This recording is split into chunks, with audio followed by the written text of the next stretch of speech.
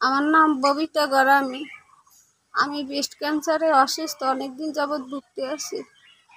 আমার একটা ছোট বাচ্চা আছে, আমার চিকিৎসা করার মতো কোনো সমর্থন নাই।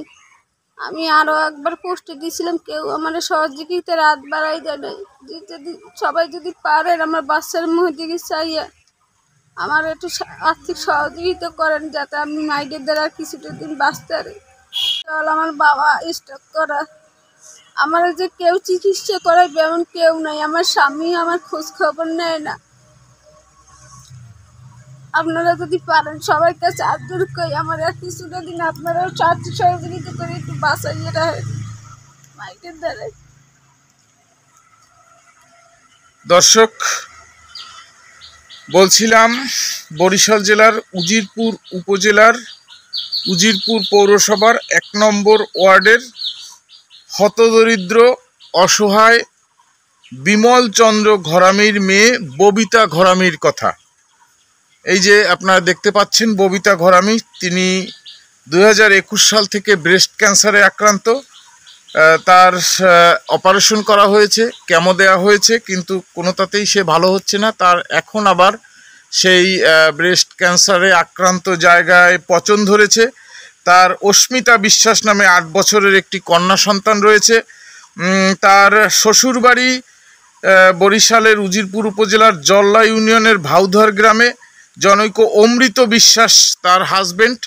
তো অমৃত বিশ্বাস তার এই অসুস্থতার কারণে, ববিতা বিশ্বাস ক্যান্সারে আক্রান্ত হওয়ার পর থেকে তার হাজবেন্ড অমৃত বিশ্বাস তার কোনো খোঁজখবর নেয় না। তাকে কেউ, মানে তার শ্বশুরবাড়ি থেকেও তাকে কোনো সহযোগিতা করা হয় না। দীর্ঘদিন যাবৎ সে এই ব্রেস্ট ক্যান্সার নিয়ে মানুষের দ্বারে দ্বারে ঘুরে বেড়াচ্ছে। তার এই ছোট্ট 8 বছরের কন্যা শিশুটি মুখের দিকে তাকিয়ে সকলের কাছে এই মোবাইল নম্বরে, স্ক্রিনে দেওয়া মোবাইল নম্বর, নগদ, বিকাশ এবং রকেট নম্বর, আপনারা যে যা পারেন সরাসরি ববিতা বিশ্বাসেরকে ফোন করে কথা বলে আপনারা ওকে কিছু সহযোগিতা করবেন। অর্থনৈতিক সহযোগিতা করার জন্য আমি আপনাদের কাছে বিনয়ের সাথে আবেদন করছি। আপনাদের ছোট ছোট দানে হয়তোবা বেঁচে যেতে পারে ববিতা বিশ্বাস। মায়ের স্নেহ থেকে, মায়ের স্নেহে, মায়ের যত্নে পেতে পারে তার ছোট্ট শিশু অস্মিতা বিশ্বাস।